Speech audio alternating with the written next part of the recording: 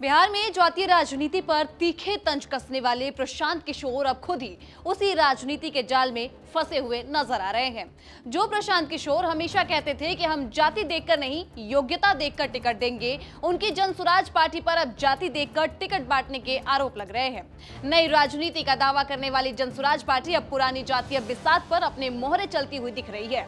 दरअसल प्रशांत किशोर दावा करते थे कि जनसुराज जातीय राजनीति से ऊपर उठकर नई सोच और नए बिहार की राजनीति करेंगे, लेकिन कैसे वो खुद ही उसी पारंपरिक जातीय राजनीति में जकड़े हुए हैं, ये समझने की कोशिश करेंगे। तो इस खेल को समझने के लिए हमें भागलपुर की 7 सीटों पर नजर डालना होगा। जब हम इस पे नजर डालते हैं तो यहाँ पर जातीय समीकरण के खेल का पोल पूरी तरीके से खुला हुआ नजर आता है। भागलपुर जिले की जो 7 विधानसभा सीटों के उम्मीदवार हैं, उनके चयन पर नजर डालते हैं तो ये साफ झलकता है कि जनसुराज ने भी उम्मीदवार तय करने से पहले जातीय समीकरण और इसके साथ ही जो बूथवार संख्या है उसको गहराई से अध्ययन किया है, उसके बाद ही ये प्रत्याशी उतारे हैं। तो चलिए शुरुआत पीरपौंती विधानसभा सीट से करते हैं। पीरपौंती विधानसभा सीट एससी यानी कि अनुसूचित जाति के लिए आरक्षित मानी जाती है, इसलिए यहाँ जनसुराज ने रविदास समुदाय से आने वाले घनश्याम दास को यहाँ पर अपना उम्मीदवार बनाया है। कहा जा रहा है कि इस सीट पर रविदास और पासवान समाज के जो मतदाता है वो निर्णायक भूमिका निभाते हैं। पार्टी ने इसी जातीय संतुलन को ध्यान में रखते हुए उम्मीदवार का यहाँ पे चयन किया है। घनश्याम दास रेलवे में स्टेशन मास्टर रह चुके हैं और बता दें कि उनकी जो पत्नी है वो वर्तमान में मुखिया भी है। वहीं दूसरी सीट है कहलगांव सीट। कहलगांव विधानसभा क्षेत्र में मुस्लिम वोटरों की संख्या काफी अधिक है और इसी समीकरण को ध्यान में रखते हुए जनसुराज ने वहां पे मंजर आलम को प्रत्याशी बनाया है।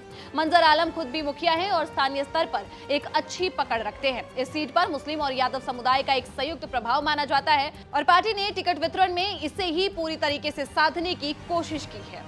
तीसरी सीट की बात करेंगे जो कि भागलपुर शहरी सीट है। भागलपुर नगर क्षेत्र में ब्राह्मण और ऊपरी जाति के मतदाताओं की संख्या सबसे ज्यादा है। इसी को देखते हुए जनसुराज ने यहां पर अभय कांत झा को टिकट दिया है।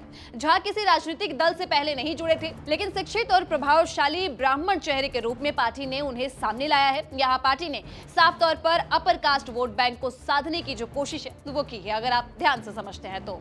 अगली सीट की बात करेंगे जो है बेपुर सीट। बेपुर विधानसभा में भूमियार वोटरों की जो हिस्सेदारी वो लगभग 25% के आसपास मानी जाती है, इसीलिए भूमियार को साधने के लिए जनसुराज ने यहाँ पे पवन चौधरी को अपना उम्मीदवार बनाया है। चौधरी पहले भाजपा में सक्रिय कार्यकर्ता रह चुके हैं, इसीलिए उन्हें इस क्षेत्र में संगठन और साथ ही जातीय समर्थन दोनों का फायदा मिलने का जो उम्मीद है वो पार्टी जता रही है। सुल्तानगंज सीट की बात करेंगे जहाँ पे यादव मतदाता जो है वो दूसरे नंबर पर है, जबकि पहले स्थान पर कोयरी और तीसरे पर मुस्लिम वोटर आते हैं। जनसुराज ने इस समीकरण को बहुत अच्छे से ध्यान में रखा और यहाँ से राकेश यादव को अपना प्रत्याशी बनाया है। राकेश यादव लंबे समय से सामाजिक कार्यों से जुड़े हुए हैं और पार्टी की स्थापना के वक्त भी वो काफी सक्रिय सदस्य रहे थे।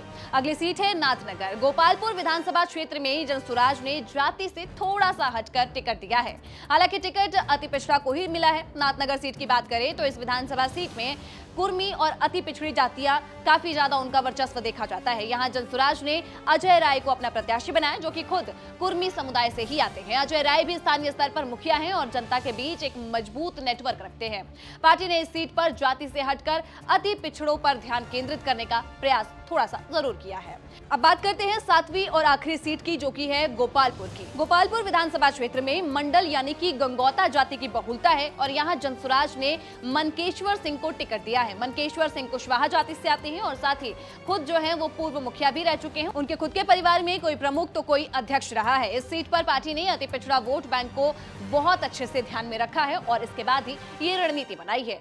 तो कहीं ना कहीं इन 7 सीटों पर जो उम्मीदवारों के चयन हुए हैं उनसे ये साफ झलकता है कि जनसुराज ने भी जातीय समीकरणों के आधार पर ही टिकट वितरण किया है। प्रत्येक सीट पर पार्टी ने जाति, समुदाय और वोट बैंक के प्रभाव को ध्यान में रखते हुए ही अपनी पूरी चुनावी रणनीति बनाई है। पीरपौंती में रविदास, कहलगांव में मुस्लिम और भागलपुर शहरी में ब्राह्मण, तो वहीं ऊपरी जाति बेपुर में भूमियार, सुल्तानगंज में यादव कोयरी, नाथनगर में कुर्मी और गोपालपुर में कुशवाहा।